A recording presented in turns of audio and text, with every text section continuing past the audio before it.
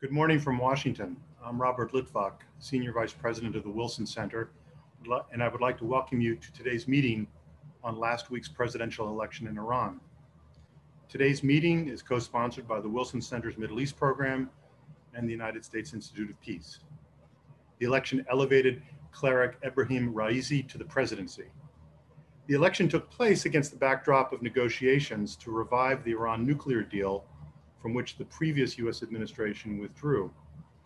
Today, we feature a panel of distinguished experts who will examine the election results and the implications for Iran, the Middle East, and the United States.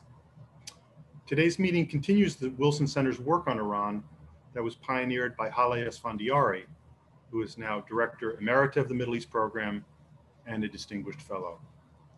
Let me introduce the panel, which will be moderated by Ambassador James Jeffrey, who is chair of the Middle East Program and former ambassador to Iraq and Turkey, and special envoy to the Global Coalition to Defeat ISIS. Robin Wright is a distinguished fellow at the United States Institute of Peace and Wilson Center. She's a longtime writer for The New Yorker and a former diplomatic correspondent for the Washington Post. Robin is an award-winning journalist who's reported from more than 140 countries. Suzanne Maloney is the Vice President and Director of the Foreign Policy Program at the Brookings Institution. She's a leading voice on U.S. policy toward Iran and the broader Middle East, and served both Democratic and Republican administrations as an advisor on Iran policy. She's authored or edited several books on Iran, including most recently, The Iranian Revolution at 40. Ali Vaez is the Iran Project Director and Senior Advisor to the President at the Crisis Group.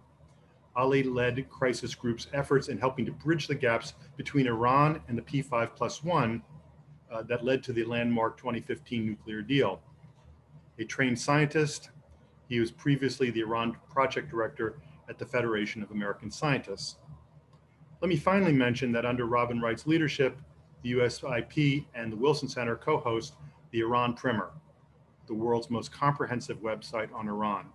The Primer brings together more than 90 experts, Western and Iranian, in concise chapters and articles on politics, economy, military, foreign policy, and the nuclear program. It chronicles events under 6 US presidents. It also has leader bios, timelines, data on nuclear sites, and context for what lies ahead. Up to a dozen new articles are added to the website each week. We encourage you to sign up for the weekly newsletter, which is one-stop shopping for all things on Iran. So with that, let me turn the floor over to Ambassador Jeffrey.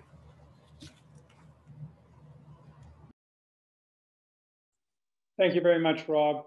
And thank you everybody for joining us this morning. A special welcome to our 3 distinguished guests. Iran is an extraordinary force in the Middle East.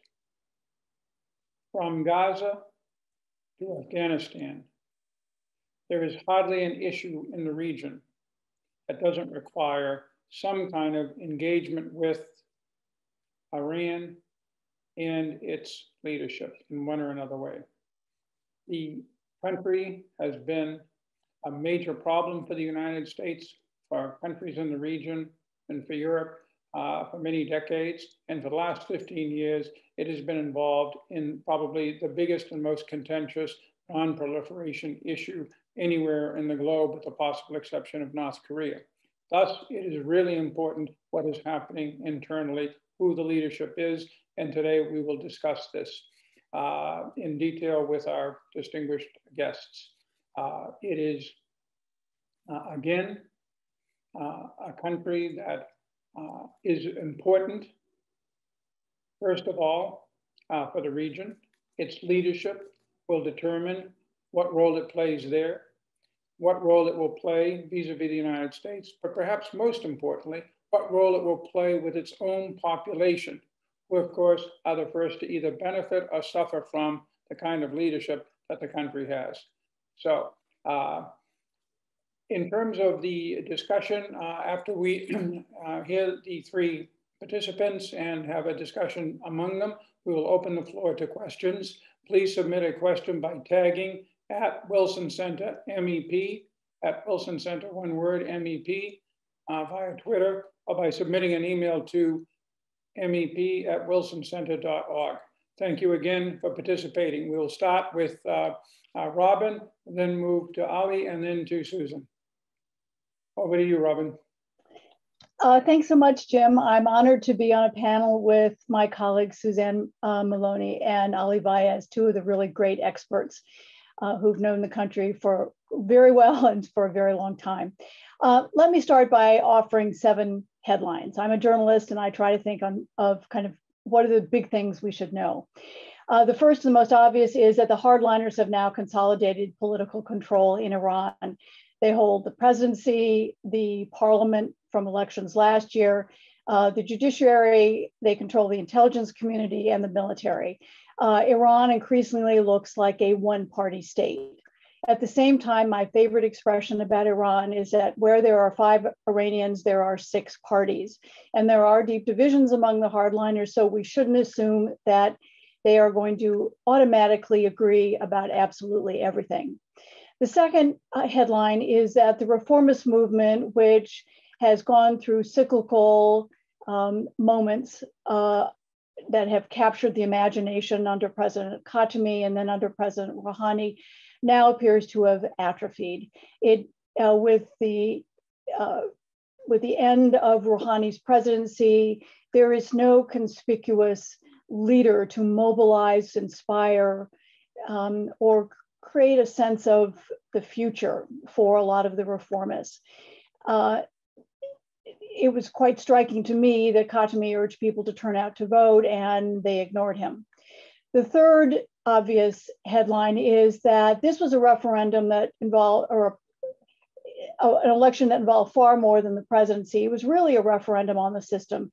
And the most striking thing is that the majority of Iranians opted not to vote. Just under 49% did vote. And what was striking is that among those votes, close to 12% were invalid for a variety of reasons. They either had write-ins or didn't vote on the presidency. And I think that it's important to note that this is a really pivotal juncture for the revolution. The majority of the early revolutionaries are either senior citizens or dying out. And we're going through my next headline, which is there's a demographic shift. The majority of Iranians and the majority of voters have now been born since the 1979 upheaval that ended more than 2,500 years of dynastic rule. And as Ali had pointed out to me for a piece I did in the New Yorker, this has had a profound impact on what the younger generations want. They're looking for a broad change in the nature of leadership. They want the old guard out. So my next headline is that this did set the stage for the succession of the supreme leader, who is now 82. He has ruled since the passing of revolutionary leader Ayatollah Khamenei in 1989.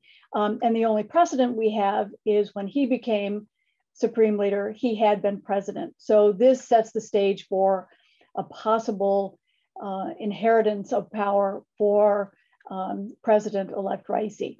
It's not automatic, however. He faces an incredible number of hurdles in restoring economic health, creating up to 5 million jobs, opening, getting access to Iranian oil assets that have been frozen because of US sanctions abroad. So this is not a lot for Raisi. And the supreme leader also still hikes and still appears to be in fairly decent health for his age. I think in terms of my sixth headline is that short term, I'm not sure we're going to see a lot of change, either on domestic or foreign policy. There may be more of a crackdown on corruption, which was the theme of his campaign. Corruption is an issue that infuriates Iranians. Corruption was bad under the monarchy. It has become hideous under the theocracy. So we may see that play out. Woe to the Rouhani administration, because one of the most dangerous jobs in the world is to be a former president, or I've worked for a former president in Iran. Rafsanjani's children were imprisoned. Two of Ahmadinejad's vice presidents were sentenced to jail terms. You have to wonder what happens, especially since Rouhani's brother was sentenced to 5 years in jail for corruption. So there may be an examination of what the Rouhani administration did.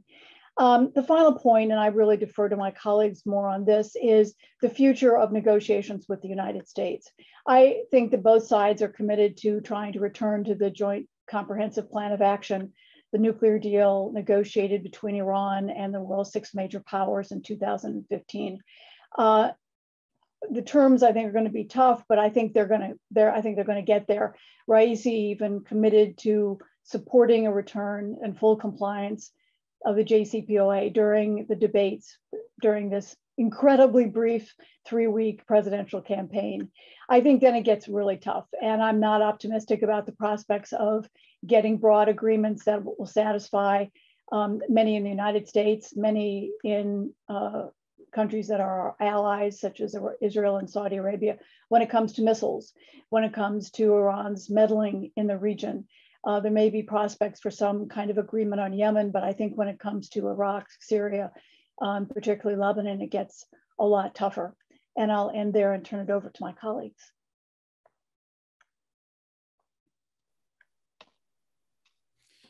Thank you very much. Let me start by thanking USIP and Wilson Center for organizing this very timely panel. And it's a pleasure, absolute pleasure to be on with Robin and Suzanne.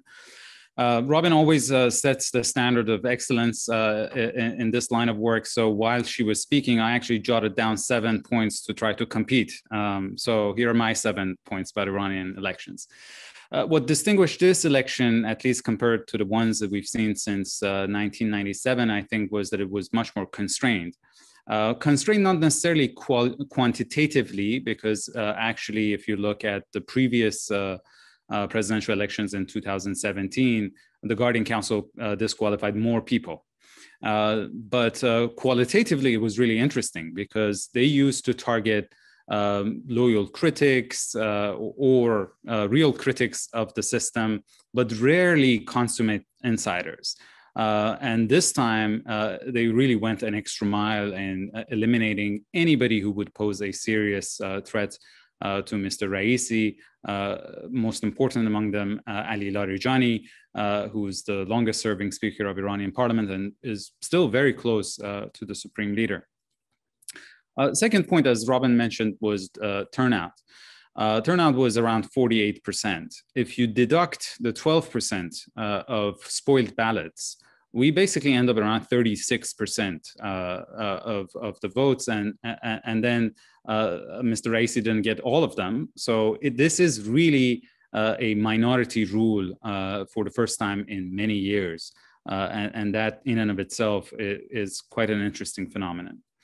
Third point is that this is really the end of the reformist era.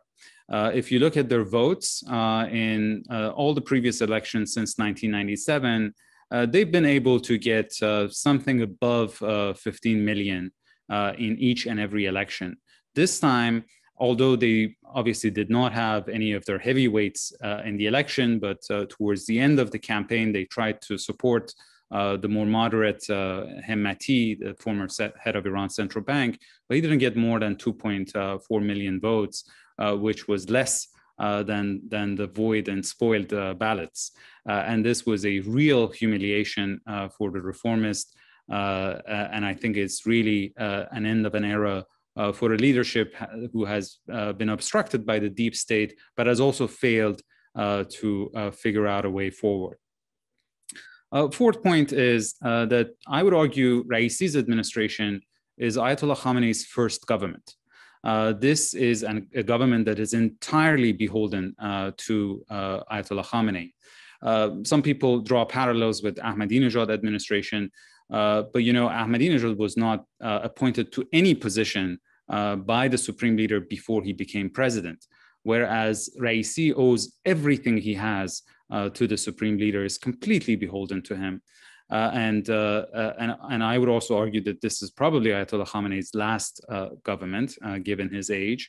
And this brings me to the fifth point, that I do believe that the system paid a huge price by undermining one of the pillars of its own legitimacy by organizing an election like this, which resulted in the lowest turnout in the history of the Islamic Republic, not just to empower a trusted acolyte, but because it's seeking maybe broader plans and designs to ensure that Ayatollah Khamenei's legacy and family would survive the aftermath of his supreme leadership. That could include potentially institutional changes. Ayatollah Khamenei in the past has talked about transforming Iran's presidential system into a parliamentary one, so that you don't have a popularly elected president with millions of votes who could challenge his divine authority. Instead, you would have a prime minister who would be selected by the parliament and you can easily get rid of. It might also include other changes that would make sure that his family is protected in his office, in which his second son, Moshtaba, wields an enormous amount of influence, would be able to continue being the power behind the veil. Sixth point is that domestically, I think Raisi's election is really bad news for the Iranian people, because if I'm correct in my analysis that this whole election was more than the presidency and part of the system's design to consolidate itself before it goes into the transition to the post-Khamenei era. These periods often include purging of opponents and crackdown internally.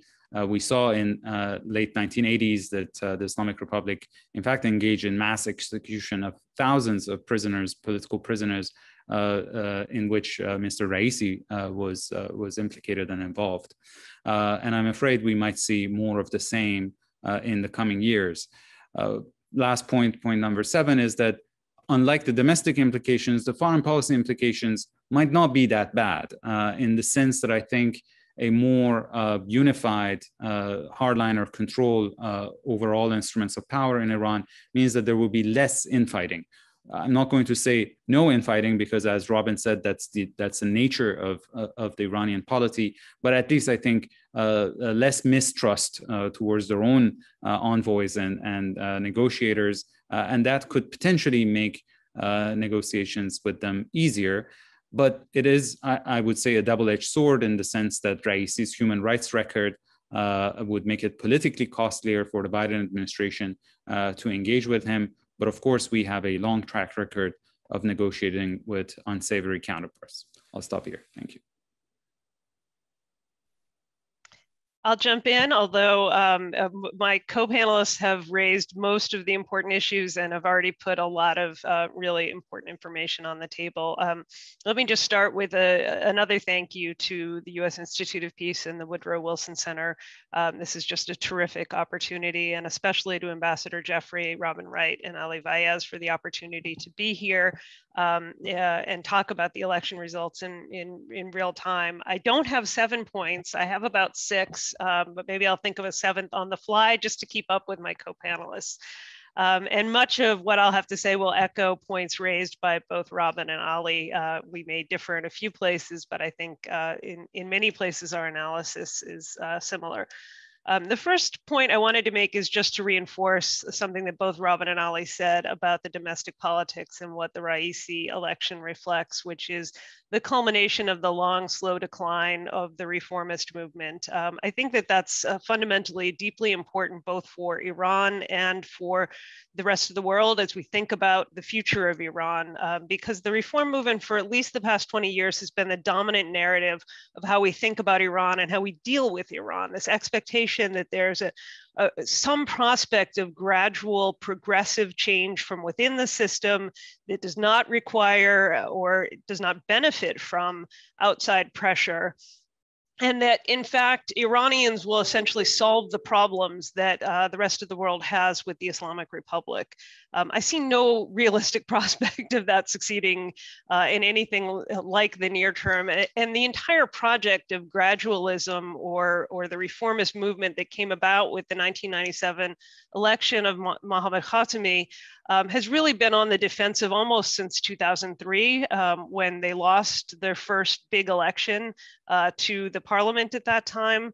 And we've seen sporadic revivals, especially in 2009 with the presidential election and then the birth of a Green Movement opposition force.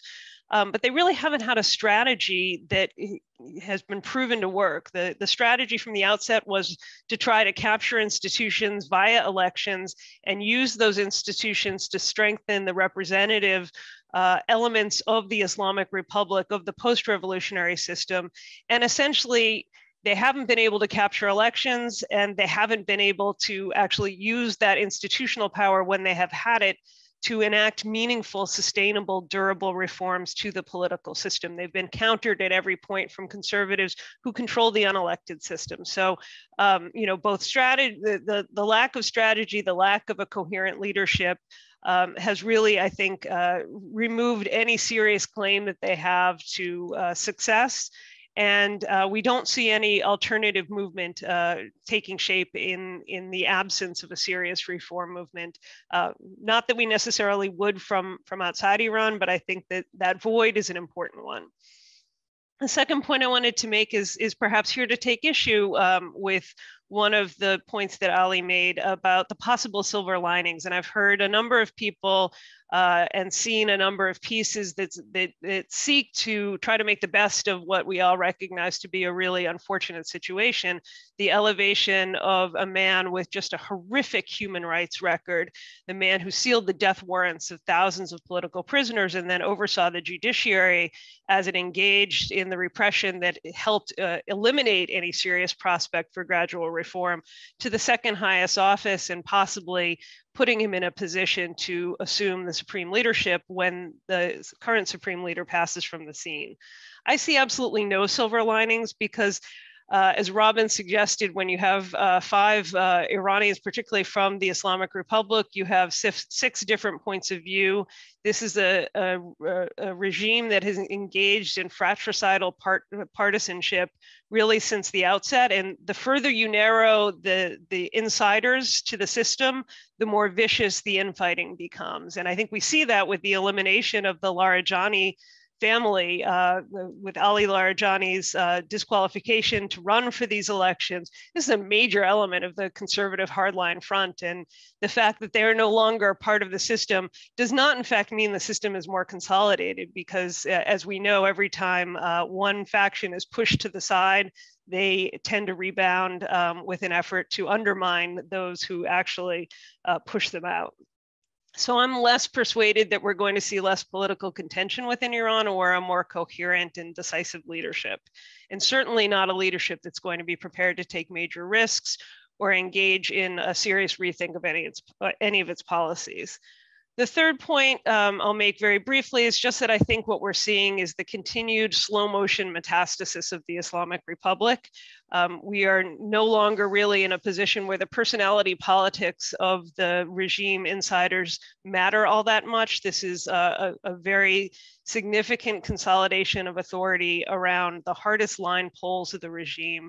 And the population, the Iranian citizenry, are voting with their feet. They're either trying to leave the country, they're turning in spoiled ballots, they're not in any way rallying behind this system at this stage. And I don't see any real prospect that Raisi, with his temperament, with his policies, is likely to change that in a serious way.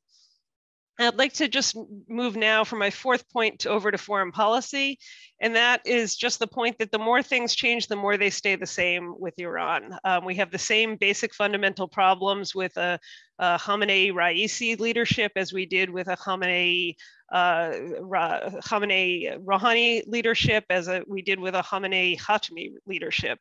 The fundamental concerns about the nuclear issue, about Iran's role across the region, and about Iran's treatment of its own population.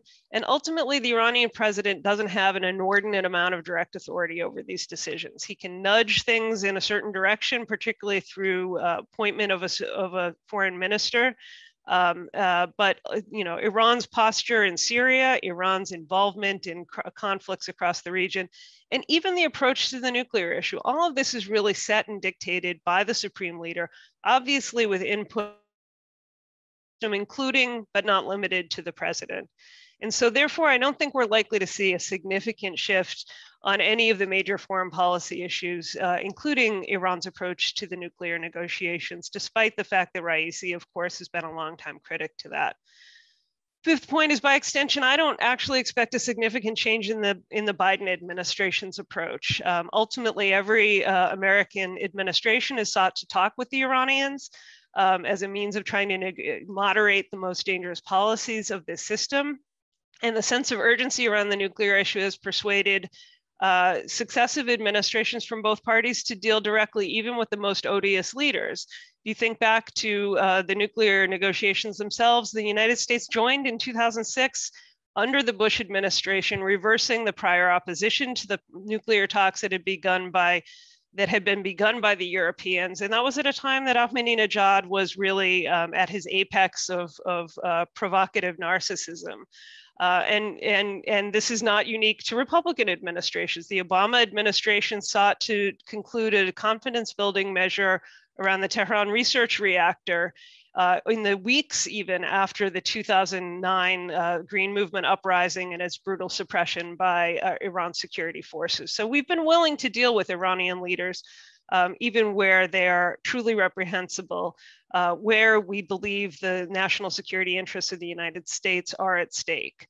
The final point I wanted to make is just that I remain skeptical about the prospects, not for concluding or reviving the JCPOA in any serious way. I think, in fact, we're probably on the precipice of doing just that.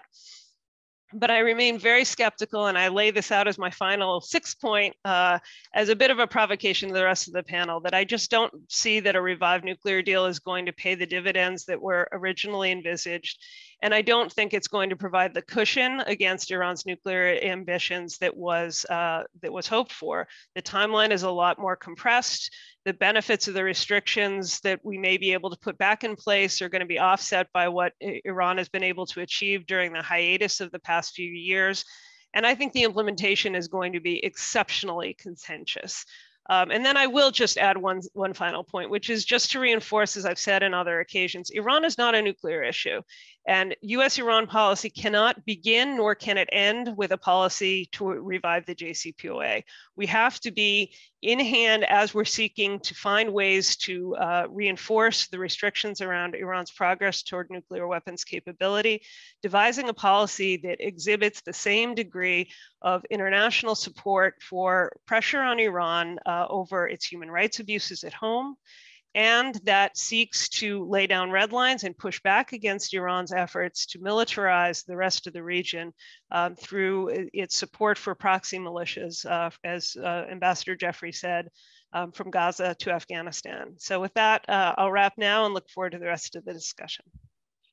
Thank you, Suzanne. Thank you, all of you.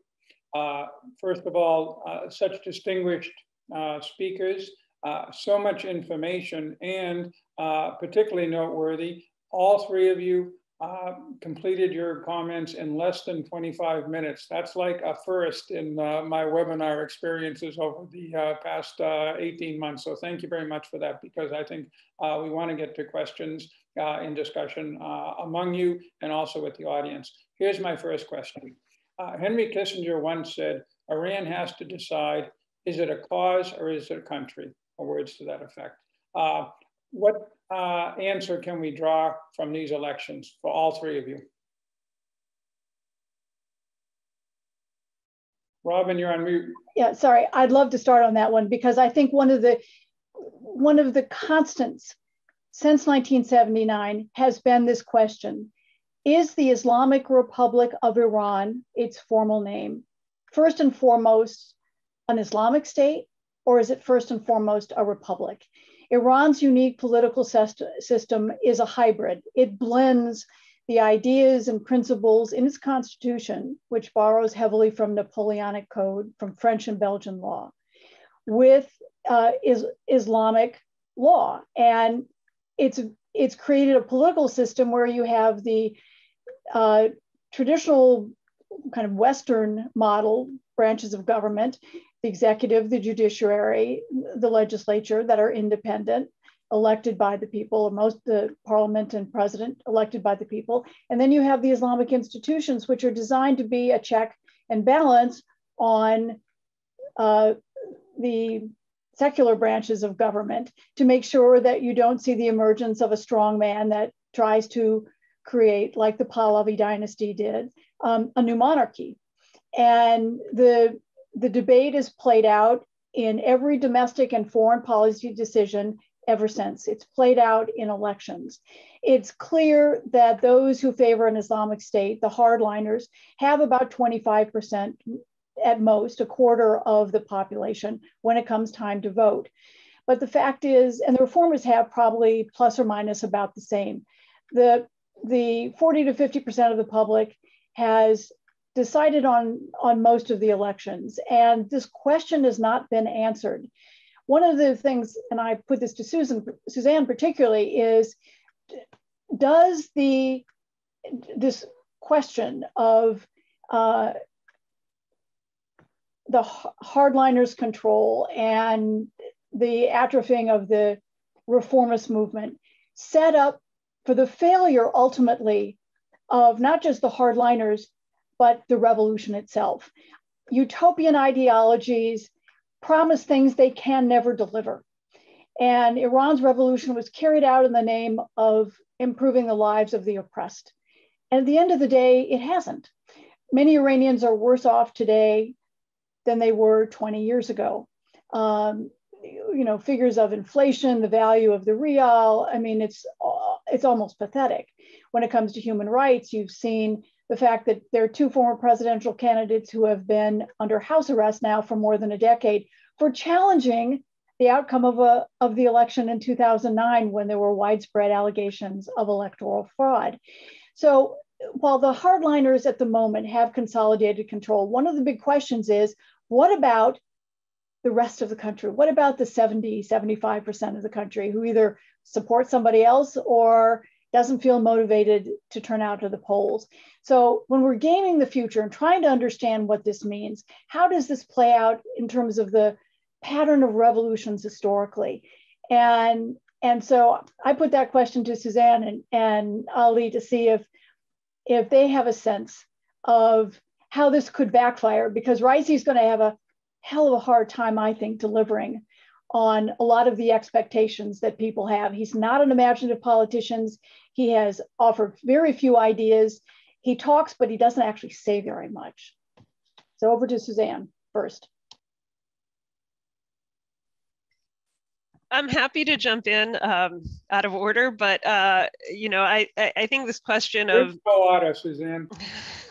Well, the question of whether the revolution has failed, in my mind, is already settled. I think it has.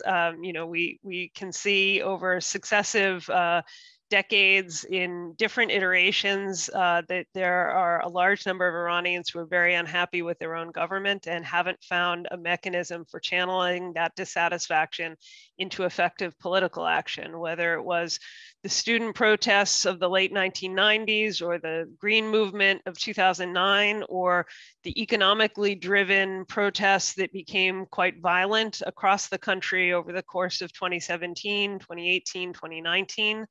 I think that there's an obvious disconnect between the sort of glorious proclamations that emanate from Iran's senior leadership and the real lived experience of Iranians who have had their hopes raised at different points in time about the prospects for full re-engagement with the world, but whose ambitions and aspirations for living a normal life have always been scuttled by the insistence of their leadership on clinging to anti-American, anti-Israeli ideology, toward imposing the types of social and cultural restrictions on opportunities for women, on general civil human rights and freedom of expression. That simply do not in any way reflect either the national interests or the popular preferences of most Iranians. But as I said, I think this is there is no alternative at this stage, and that I think is what is most important about this election. That there has always been the sort of illusion that the next election might turn things in favor of a gradualist strategy, recapturing state institutions in order to try to bolster the authority of those who are elected and really reinforce this idea that there is a kind of republic as well as an Islamic dimension to this, this government. The difficulty is that it just hasn't worked. Once you begin to really see the sort of irrelevance of the Republican elements of the system, you're left with what is fundamentally purely an Islamic state. I never fully subscribed to the Kissingerian view on this. I think that Iran's leaders, in fact, pursue what they believe to be its national interests. I don't think they see themselves as a cause. They see themselves very much as a state, but a state that operates in a way that is, in many respects, outside the normal rules of engagement for states in the modern era, which is to say that they are prepared to, and in fact, the first alternative is often to try to find ways to infiltrate their neighbors in order to strengthen their own position across the region by setting up these proxy militias, by ensuring that they effectively have a hand across the region in order to defend themselves. I don't think this is as much about spreading the revolution as it is about securing their own position from real and presumptive adversaries. And there's some justification for their paranoia. The invasion of Iran by Iraq in 1980 was a catalytic experience for all of those who remain in senior leadership. And the sense of paranoia and insecurity that inculcated, I think, has lived on for the decades and will continue to do so. But what we haven't been able to do is to persuade Iran that the benefits of engagement and of adhering to the normal rules of state behavior, which is to say that you don't fund, set up, and direct militia groups in your neighbor's country.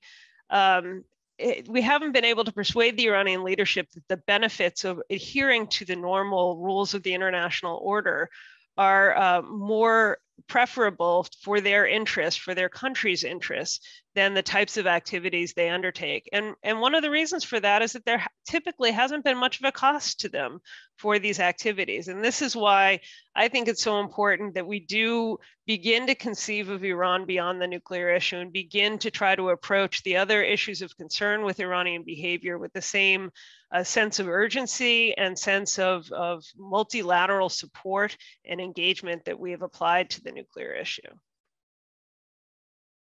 Ali, your answer. Jim, I'm in violent agreement with everything Robin and Suzanne said. I'll just add very briefly that, if you look at the insecurities and ambitions of the Islamic Republic and put emotions aside and compare it with the Shah's regime, who was our closest ally in the region, you see that there are a lot of similarities. And that's why I think, with all due respect to Dr. Kissinger, this is the wrong question to ask. There are two main questions that I think we have to respond if we are to come up with a functional Iran policy. Number one is whether Iran has legitimate security concerns. And if it does, then what's our answer to it? We can't tell the Iranians, put aside your support for proxies and partners and stop your ballistic missile program while we keep you under an arms embargo and every year sell billions of dollars of sophisticated weapons to your neighbors. It just simply doesn't work. We can continue at this game for another 40 years. We will end up with the same result. And number two is, yes, we don't accept Iran to be the hegemon in the region. I also think it's unrealistic for Iran to be the hegemon in a region because of its sui generis nature as a Persian nation and as a Shia nation. But I think the right question to ask is not where is the ceiling to Iranian influence in the region that we can accept, but where is the floor? We've never been able to define that. Our allies in the region have never been able to define that. Most Arab Gulf countries used to say that Iran should be completely extricated from Arab affairs. Is that really realistic? So I think if we respond to these two questions, we have a much better chance of getting it right. And one last point about the internal transformations. I think when the history of the Islamic Republic is written, historians would look back at this election and would draw parallels, and Robin has already done this in her excellent piece in the New Yorker, with the Shah's decision towards the end of his reign of instead of opening up the system, he closed it down and created a one-party system. And the Islamic Republic, I think, has concluded that this bifurcated political structure that they have is dysfunctional as long as the executive branch and the unelected institutions and the other branches of government are in the hands of different factions, and they're fighting with each other all the time. So it has decided to close it down in order to make governance a bit more effective at the time that Iran is faced with serious crises and major challenges. And I'm not just talking about the economic challenges. The country's environmental issues are immense in terms of water scarcity, pollution, and there are a lot of societal issues and obviously major foreign policy challenges. But I think this will backfire and it would eventually, when we look back at it, it will be the beginning of the end. Thank you, Ali. Let me follow up on something you said, because you took the wind out of my sails on a question I was going to ask. Another quote, this from President Obama, which is that Saudi Arabia has to learn to share the region with Iran. Share is probably a maladroit word, but the sense of that is important because there's not going to be regime change, almost certainly, and I'm sure there's not going to be a devastating war with Iran, at least hope so. So you still have to live with it. Now, you said that there should be a floor, not just a ceiling, but a floor. I'd like to pursue that, and I'll be a bit provocative. Since the demise of Saddam, I see no natural enemy of Iran anywhere in the region. That is, anybody that has claims on Iran's territory or is trying to snuff out the republic, the revolution. I see competitors, Turkey and Saudi Arabia immediately to mind. But in the context of that, what is the legitimate floor of Iranian presence and activity in the region? Could you make an analogy with another country in the region, or a set of behavioral points that perhaps we could agree with if we ever do sit down with the Iranians on this? Very, very good question. I don't think there are a lot of good analogies that you can draw from this region, and that's why I've always had a problem with analysis that portrays Iran as the source of all evil in the region, as if everybody else, Turkey, a country you know very well, and the Gulf countries are sources of benign behavior, and Iran is the only source of malign behavior. I think a better example to look at, and this I know sounds like an unachievable ideal, is the European Union, because at the end of the day, in Europe, you also have the same sort of challenges you have in the Gulf region, which is that asymmetries in the country's sizes, the population, their depth of statehood, cultural differences, language differences. And at the end of the day, after centuries of fighting with one another, Europeans came to the conclusion that they need to have a security architecture in which all of them, regardless of their size, feel secure, and that there's also what binds them together is trade. This is why it's really shocking to me when I see that the US, for instance, does not like to see trade between Iran and Iraq, for instance, growing. That is a source of stability. In fact, if you look at Iran's relations with Turkey, the border between the two countries has been the most stable in the Middle East for over 3 centuries. And there is a reason for that. The reason is that the two countries' economies are so intertwined that even at time of crisis in the country's relationship, they would have to still figure a civil way forward because they're completely interdependent. And so that's the kind of relationship that we should encourage. But as the Biden administration has already talked about this, I think drawing on the lessons of the JCPOA in 2015, 2016, is that you can't prioritize the urgent and overlook the important matters. The urgent is obviously the nuclear issue, just because of the timelines and the way that the program is growing exponentially now, as was in 2013 and to 2015. But we can't address the regional issues in a sequential way. We have to do these things simultaneously, restoring the JCPOA, de-escalating the conflict in Yemen, and then using these as stepping stones towards a regional dialogue initiative that would eventually, not immediately, but at some point down the road, result in that kind of more stable regional architecture. And in that structure, you can address a lot of other issues. For instance, it's very difficult to convince the Iranians to always be an exception to the rule that, you know, in the NPT, the Non-Proliferation Treaty, you would have not just two categories of countries, nuclear weapon states and non-nuclear weapon states, but now three, and Iran would always be an exception to the rule who would accept permanent limits on its nuclear program. That's never going to happen. But if you tell the countries in the Gulf region that can you all accept not to reprocess plutonium? Can you all accept not to enrich uranium beyond a certain limit? Then I think you have a much better chance of getting those stronger and longer limits that the Biden administration is seeking. And in the same context, you can also address Iran's ballistic missile program, because the Saudis currently have longer range missiles than the Iranians do. Again, eventually you have to figure out a way for the imbalance, asymmetry of conventional weapons capabilities in the region that we or our allies in Europe continuously exacerbate. Thanks. Can I weigh in on that? Sure. So let me just say, I think I was at the first GCC meeting 40 years ago in Riyadh. And, you know, when you think about the success of 6 countries that should share a lot when it comes to oil policy or regional security, it's striking that there are such deep divisions that Saudi Arabia imposed a blockade by air and land and sea on neighboring Qatar. And the idea of expanding that, to me, seems unattainable anytime soon. Yes, I think there are issues that could be the basis for discussion, but I think one of the things we have to understand is the kind of history of US ties to Iran and to Saudi Arabia. Until 1979, Iran was, under the monarchy, one of the 2 pillars of US foreign policy in the region, along with Israel. With the revolution, the hostage crisis, takeover of the US embassy, and Saudi Arabia's growing role in the 1970s and importance because of the quadrupling of the price of oil, the US increasingly replaced Iran with Saudi Arabia and, to a lesser extent, Egypt, as it started engaging with peace with Israel.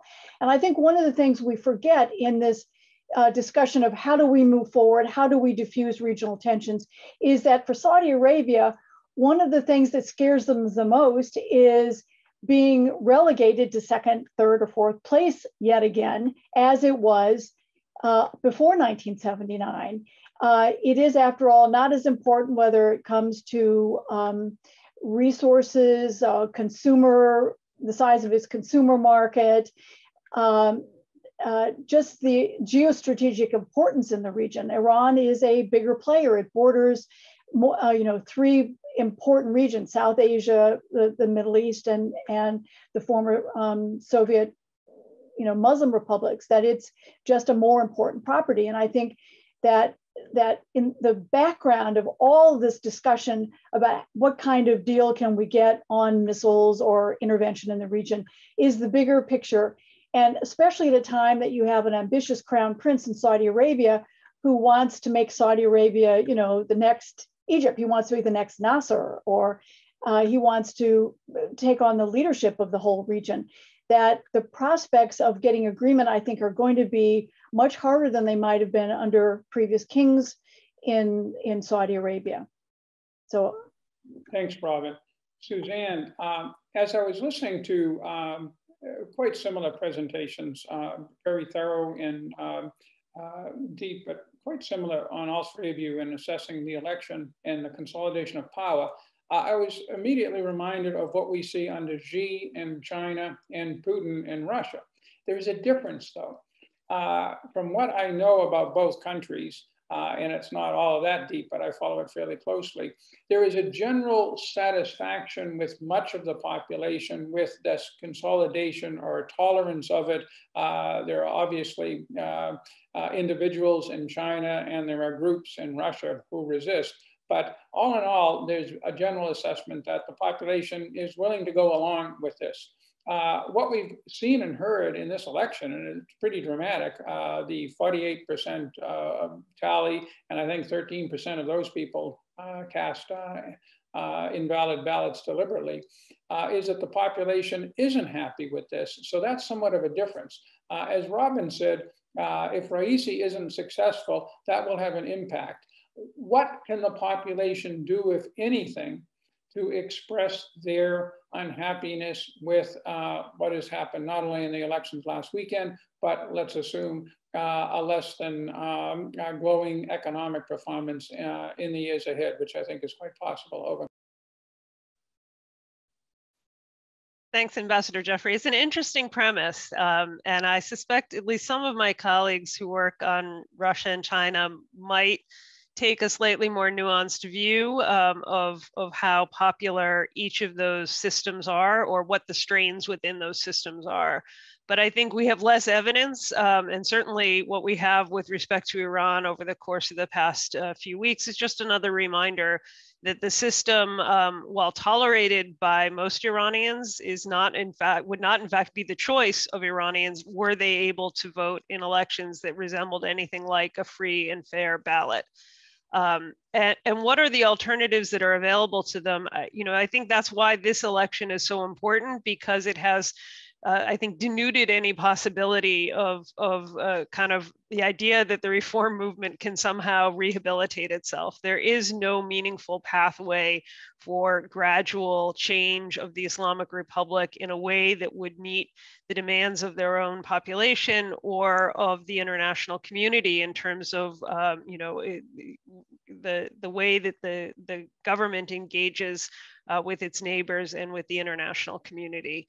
And so what alternatives could there be? Iranians, rightfully look back on their own history and have, I think, a general sense of aversion to violent upheaval, and they look across the region and they may see that aversion reinforced by the outcomes of the Arab Spring, which in most cases did not, in fact, lead to either better governance or more prosperity and more opportunity for ordinary citizens. And so the question is, what will persuade Iranians to risk their lives and livelihoods to challenge this current system, or to create such an overwhelming mobilization on behalf of an alternative that it would threaten the system and effectively force some kind of conciliation or capitulation by the Islamic Republic? Some of that, I think, what is missing is the leadership and the strategy, that ultimately this can't be purely bottom up. And the Islamic Republic has been very savvy about how to handle dissent and opposition. They have either tried to channel it and keep it within the system, or they have effectively made it impossible and forced people to leave the country. And so you have, much of the political capital that helped spur and direct and mobilize the Green Movement in 2009 that was either forced to leave the country or took the opportunity to do so simply because they saw no pathway for continuing to be politically active and relevant under an increasingly consolidated Islamic Republic. I keep waiting for the political entrepreneurs to try to seize the moment, for leaders to begin to peel off from the system and try to build an alternative structure. But obviously the penalties for that are high. As Robin suggested, the leaders of the Green Movement, the two candidates who protested the outcome of the 2009 election, have now spent more than a decade under house arrest.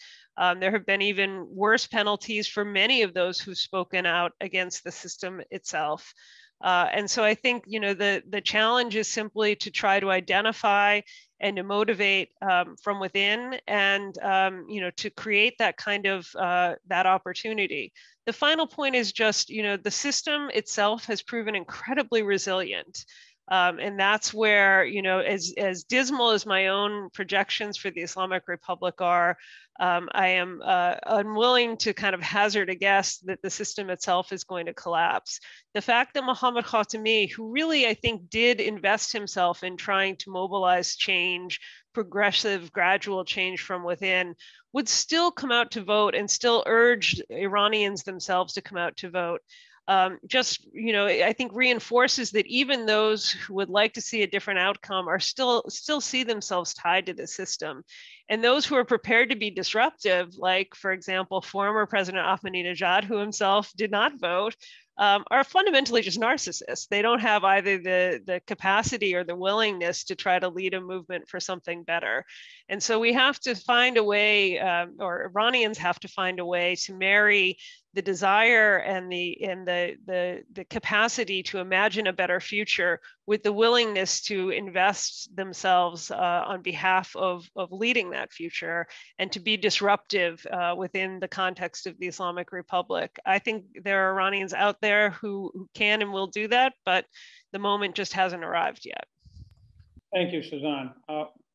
One last question. The Biden administration has pitched its engagement to return to the JCPOA as a newer, bigger, and better JCPOA process because it will add on to it after we get back to the JCPOA, negotiations with Iran on missiles, on regional behavior, and probably most promising from its standpoint, a better nuclear arrangement with Iran.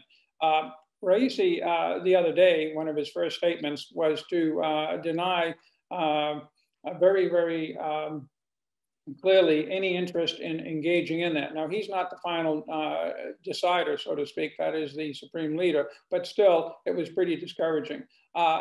If the administration is serious about going forward with this, assuming we get back into the JCPOA in the months ahead, what steps can it take to encourage or pressure Iran to consider further discussions on these issues?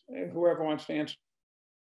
I'd be happy to weigh on that. I think Biden is going to have a really hard time getting beyond the JCPOA. What's been a little bit unclear is when he talks about he wants a bigger and better or a longer and stronger agreement, whether he's talking about the next process, the next issues, which include missiles, human rights, meddling in the region, or whether he's talking about the terms of the JCPOA itself, for example, extending the sunset clauses so that the limitations on certain aspects of Iran's programs are lengthened, or there are more guarantees that it won't build up a stockpile again. So that process is unclear, and I suspect that Ali has probably more thoughts or inside information on that.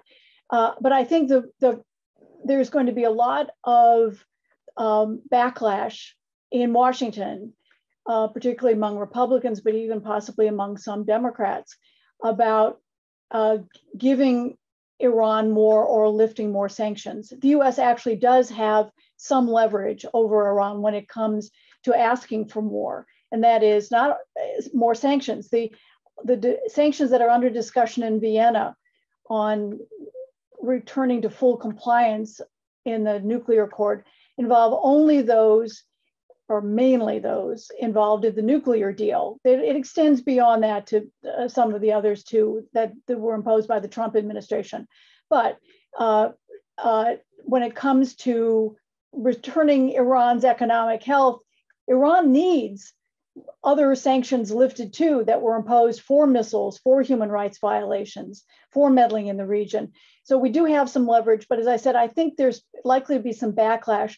The fact that Raisi was so involved as one of the 4 members of the so-called Death Commission during the 1988 massacre of somewhere between 4,000 and 5,000 political prisoners will make it very hard for Biden to justify engaging, even if at a lower level, with the Iranian regime. I want to make 2 very quick points. First of all, there's a lot of simplistic talk about, well, the Supreme Leader ultimately makes the decisions. Yes, he has ultimate veto power, but Iran has a fairly complex internal system. It has a National Security Council that differs from ours in that it includes members of the intelligence community, the military, both the Revolutionary Guards and the conventional military, the president, the foreign minister. It has a supreme leader representative on it. It's a 13 to 15 member, and they debate strenuously among themselves. The head of the judiciary is a member as well on every major issue, including the terms of the nuclear agreement. And then it goes to the supreme leader. And Javad Zarif, who is the foreign minister who was instrumental in brokering with Secretary of State Kerry the first agreement, once told me that after the National Security Council debated, they took it to the terms to the Supreme Leader, and that 95% of what they recommended was agreed to very quickly by the Supreme Leader, and that the 5% he had questions about were sometimes not the major issues.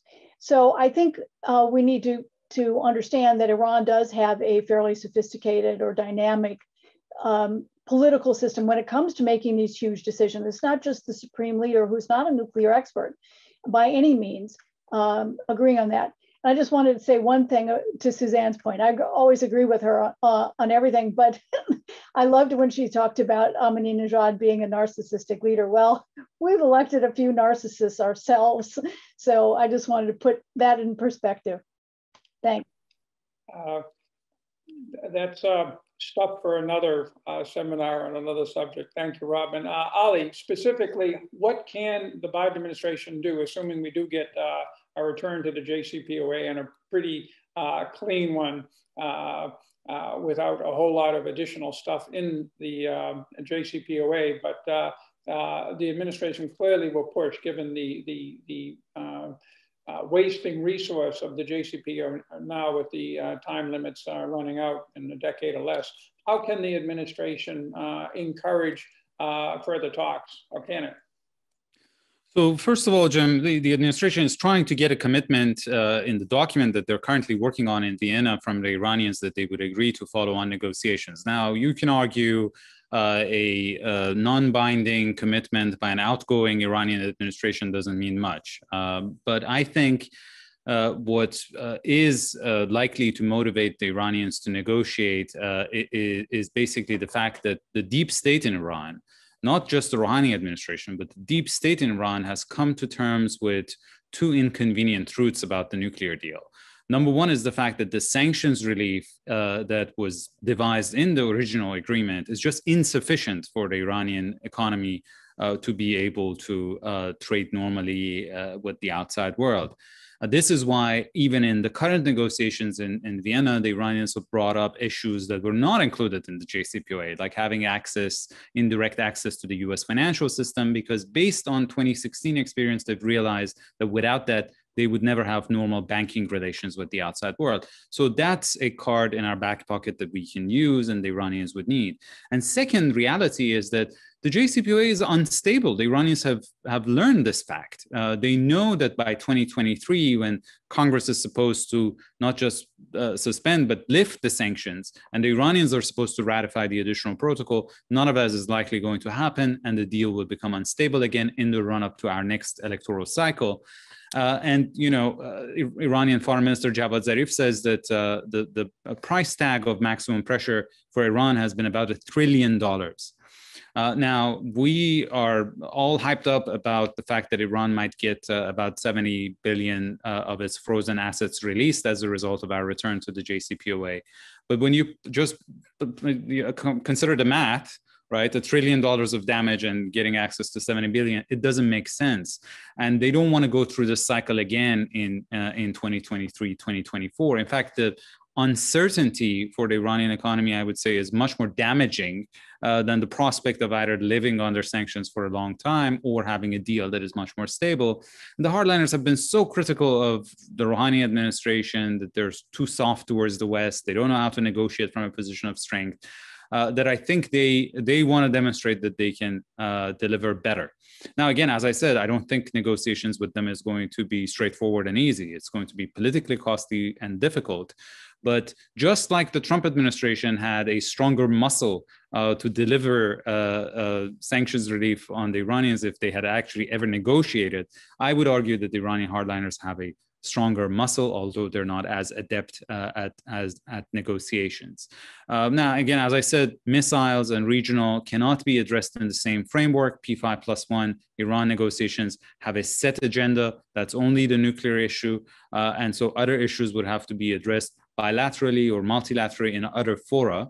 But again, if our approach towards the negotiations is that we're seeking a better for better kind of arrangement, not less for more, then I think we have a better chance. And also politically in Washington, my last point is that remember the first year of the Trump administration. So a lot of people in this town now say, oh, if you give away all the leverage, how can you negotiate a deal with the Iranians? The reality is, first of all, our leverage is in our proven capacity, given the experience of the past few years, to wield this very powerful sanctions on our own to great effect on the Iranian economy. And second, the Trump administration's approach in the first year was to actually try to build on the JCPOA while we were still in it. And remember that Trump gave Congress plenty of opportunity to kill the deal, and they didn't. So it defies logic and is mind-boggling for me right now that people say, oh, if we get back into the JCPOA, you can no longer negotiate a longer and stronger agreement. And also, this is the last point, the proven track record of maximum pressure also demonstrates that approach is also not going to work. It didn't produce a longer and stronger deal. It produced a weaker and shorter agreement.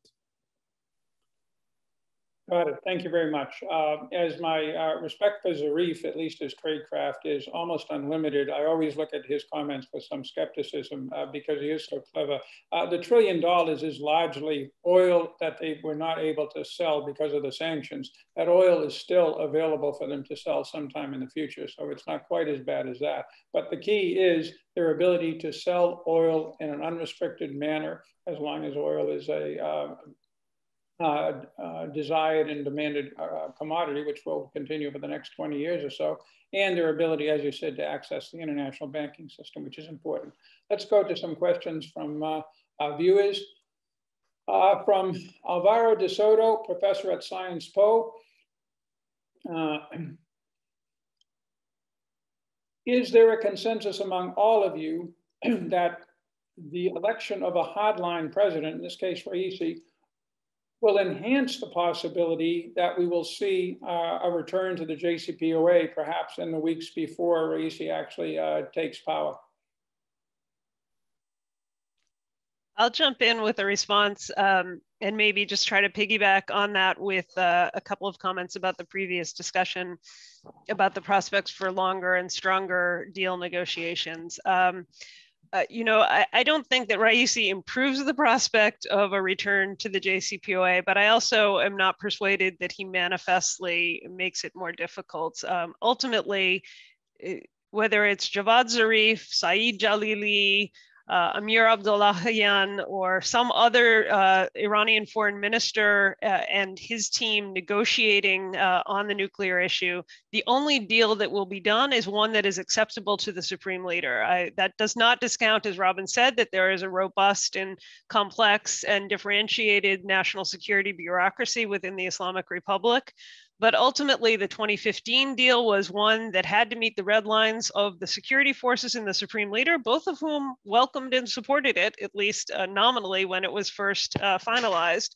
And any return to the deal will have to do the same. So that, I think that a Raisi presidency will almost certainly have a foreign minister who is less well-versed in American domestic politics and slang and less well-networked among the American political establishment, and therefore may prove a little bit less adroit at negotiations and at managing a team of negotiators. But the fact that we're no longer doing this at the foreign minister level almost makes that irrelevant at this point.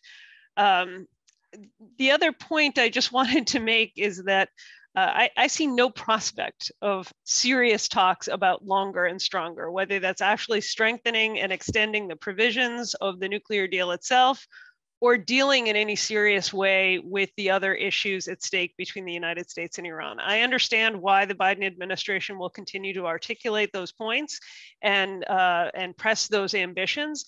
And I think it's entirely possible, in fact, quite likely, that you will find Iranian diplomats who are happy to decamp to European hotels for long periods of time to engage unproductively around these issues and use them as a way to grandstand against American presence in the region. I'm not, in fact, sure that we should be trying to engage widely with the Iranians through diplomatic negotiations on regional presence, because they will surely use that as a way to press for America's own exit from the Middle East, which has been a longstanding goal of the system. I do think that there may be selective opportunities. I hope that there will be selective opportunities for some progress, especially on the issue of prisoners held in Iran, both dual nationals, American citizens, citizens of other countries who have been held purely as bait by the Islamic Republic. And so I do hope that, you know, there are other channels that can be established to work discrete issues, but I don't think that there is a meaningful prospect of addressing the wider range of concerns about Iranian behavior through talks aimed at imposing mutual constraints and concessions between the United States and Iran. Thank you, Suzanne. Here's a question from Doyle McManus at the LA Times. What will the regime's grand strategy be, assuming the JCPOA is renewed? And he offers two alternatives: an alliance with China to counter the US and pressure, or detente with the Saudis, whoever wants to answer. I can take a stab at that. Jim, if my initial assumption that the system has empowered anointed Raisi to this position because it's consolidating ahead of a tricky transition to post-Khamenei era, and I said that one of the requirements of that is domestic repression, to make sure that there's no opposition inside the country to the deep state's designs. It also, I think, implies that they want stability abroad, at least in their near abroad, I would say, because that would help them focus their attention at home. In fact, this is what happened in the late 1980s. If you look at Ayatollah Khamenei's second election as president, it was as non-competitive. Turnout was around 54%, so not the highest.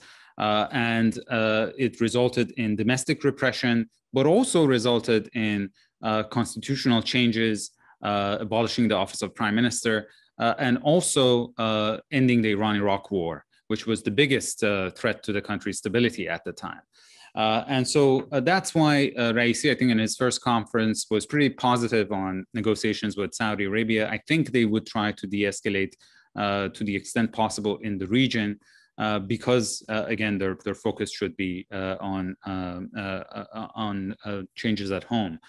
But this also means that there is a lot of tendency within the deep state to focus their attention on Russia and China in this increasingly emerging multipolar world, instead of focusing on Europe and the United States.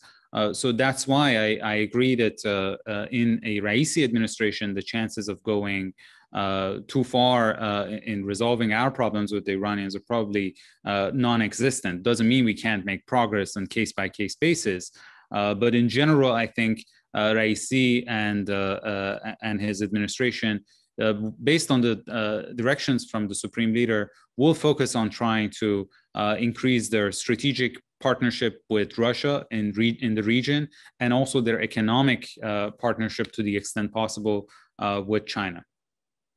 I agree with you, Ali, but it raises another question that I'll throw to Robin that's related to Doyle's, and that is, it's long been my perception, but it was now strongly reinforced by the leaked interview that Foreign Minister Zarif gave, that you're dealing with two foreign policies. It's quite possible that the foreign ministry will be conducting with those countries that it is not going to overrule, Saudi Arabia being one, we being a second, Europe a third, Turkey a fourth, a kind of normal international relations agenda with, as we said, meetings in Alpine hotels and that kind of thing, while simultaneously the Quds Force will be conducting its various policies in Iraq, Syria, Lebanon, Yemen, elsewhere. It's anti-Israeli policy and things like that. Is there a secret sauce, Robin, how we can get to that and either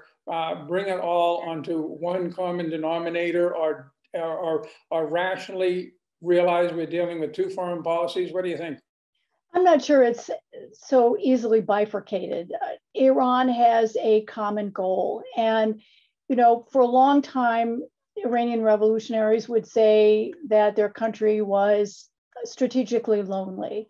that they felt as a minority in terms of religion, a minority ethnically, that they had few natural allies. The Arabs against the Persians against the Arabs, the Persians, against almost everyone in the region. The only country that also speaks Farsi is Tajikistan, and it's a predominantly Sunni country.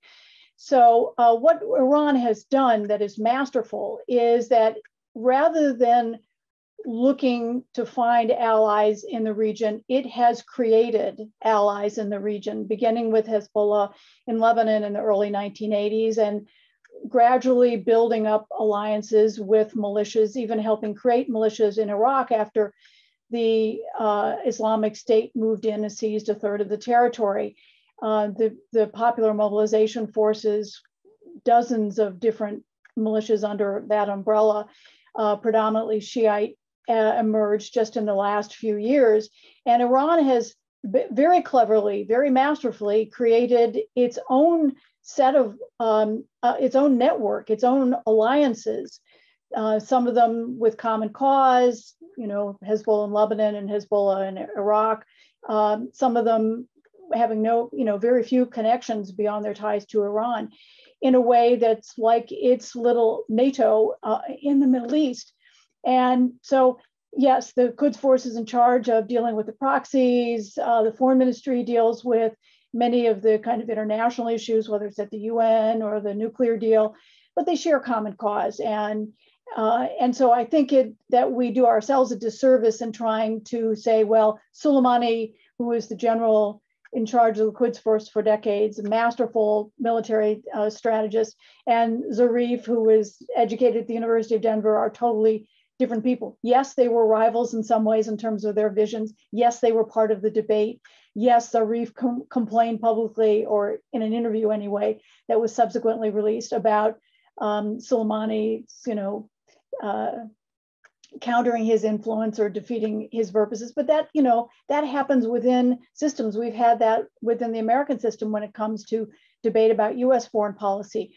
So again, I just would caution that there is one broad vision for Iran. It wants to be secure. It wants to have allies in the region. It wants to eliminate threats. It wants buffer zones, just like other states do, in creating, a safety kind of a moat around the country with others who will fight their conflicts for them. It's ambitious in terms of challenging Israel. The irony is, I'm not sure the Iranians as a population care all that much about the Palestinians, but it goes along with kind of the principles of the revolution. And this again gets back to the question of what is Iran in this post-revolutionary environment. And again, there are a lot of different opinions when it comes to the answer. Thank you, Robin. A question for Suzanne from Johannes Ahlenfeld from the Bundestag SPD-Fraktion. What kind of team do you expect to emerge to deal with the problems of internal and economic problems? Will Zarif possibly remain in office? Is it likely that Jalili can cut a deal withdrawing his candidacy in exchange for a senior position? I'd be interested in Ali and Robin's views as well. I don't have any inside information on these issues, but I think that the expectation is Zarif probably does not continue in his position. It wouldn't be entirely unprecedented or surprising if he were to, but all signs now point to a former deputy foreign minister who was part of his team in the past, who's known to be sort of close to the conservative front, Amir Abdullahian, as a potential foreign minister, but it could be Jalili, it could be somebody else. And it is there that, Zarif's unique talents, should he step down from this position, I think will be sorely missed. He is an effective interlocutor for the supreme leader, fundamentally, even if he's been frustrated at different points of time or has expressed frustration at different points in time with some of the positions of the supreme leader and other parts of the bureaucracy.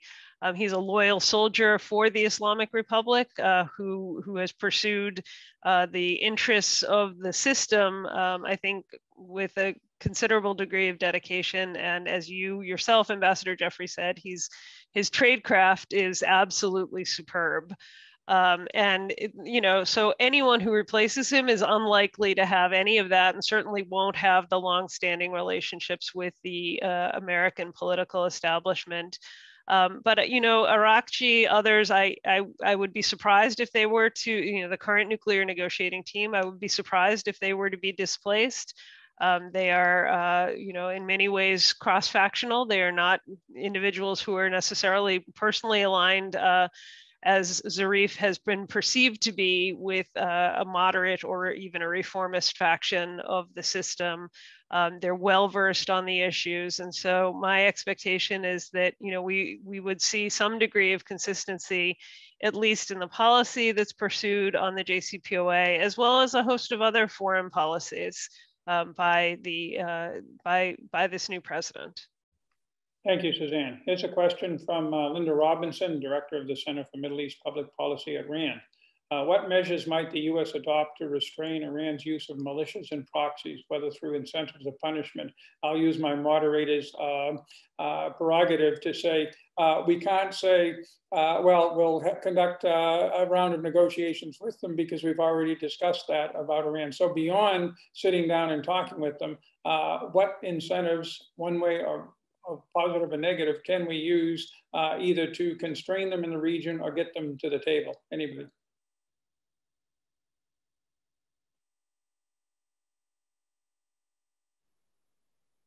I'll take a stab at it again.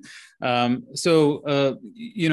think there are two broad baskets of measures that we can consider.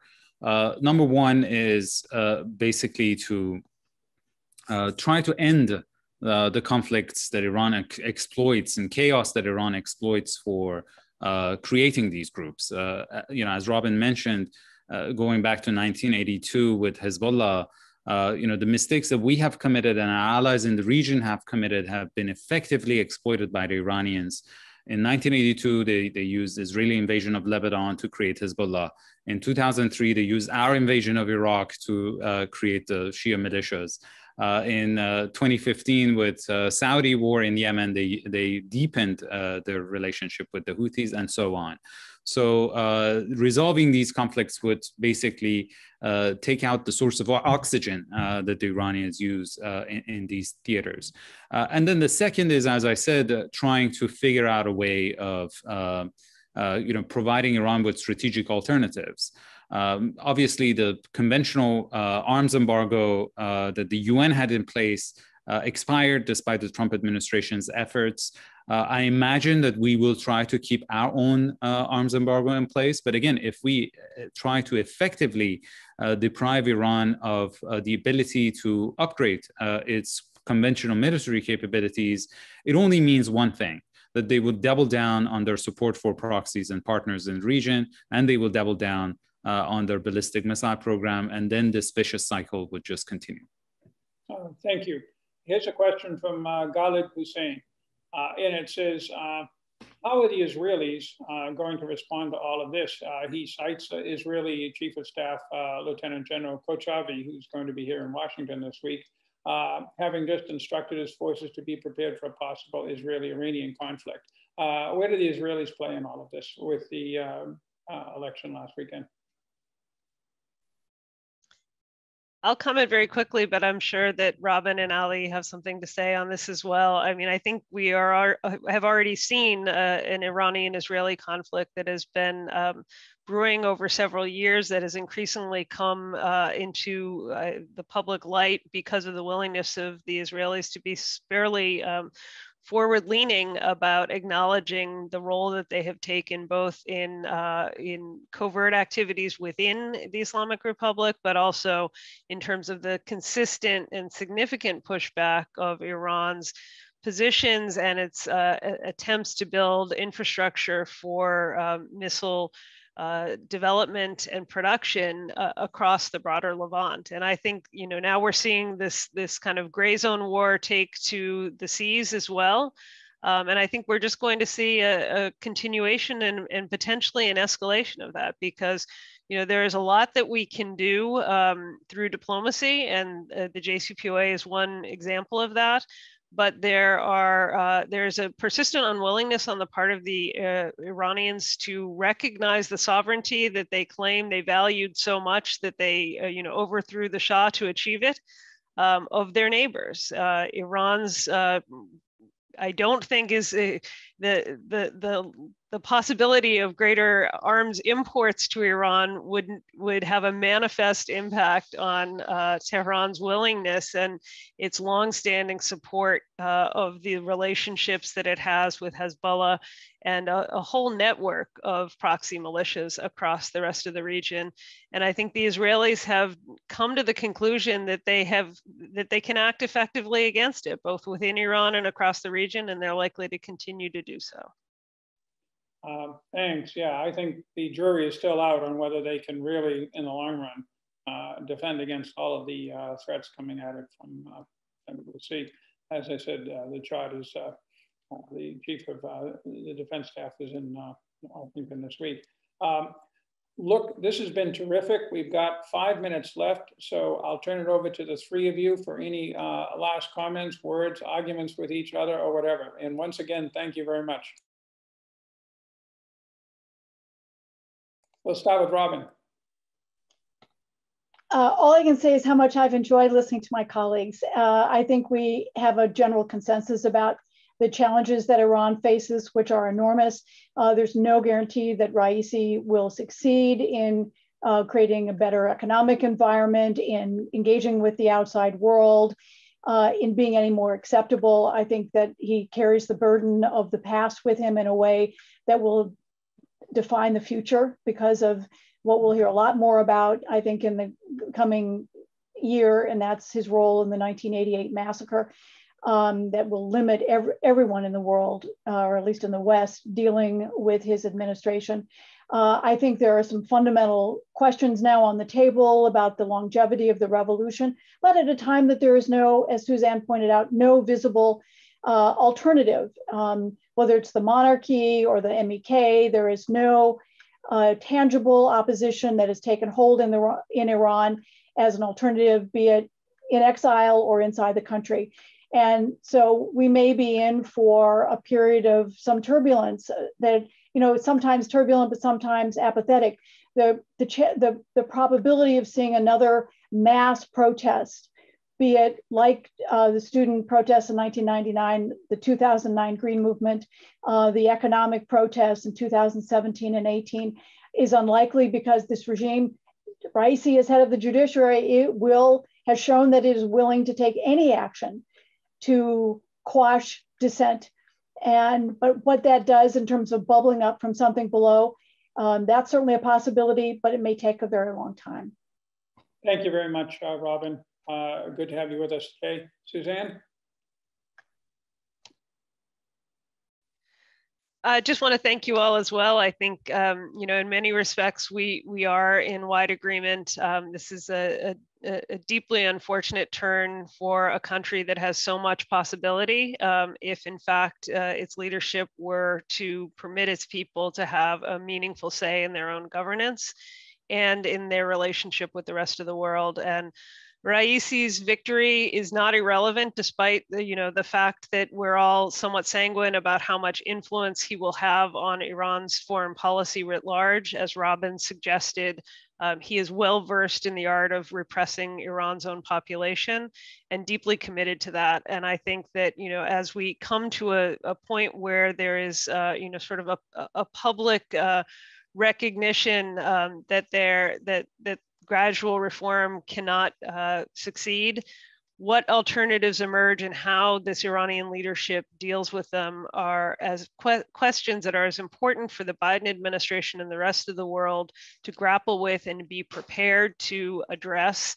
as the nuclear issue itself. The nuclear question and the revival of the JCPOA has become almost synonymous for our Iran policy, and especially at a time where Iran has an incoming president who is complicit in crimes against humanity.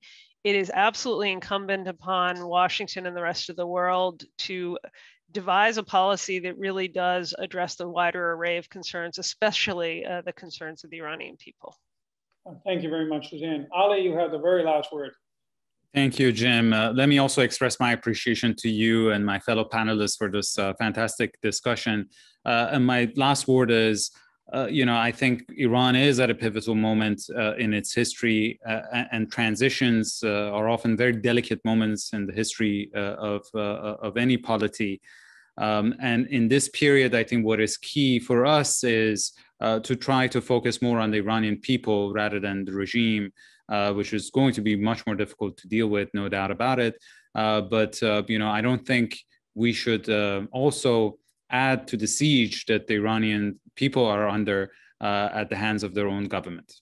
Thank you. Well put. Again, a very, very important development in a very, very important country. And I would second what Suzanne said. We need an overall policy towards Iran that includes the JCPOA, but goes beyond it. Once again, to all of our viewers today, thank you very much for staying with us and for tuning in. Again, we hope to see you again. Bye-bye, everybody.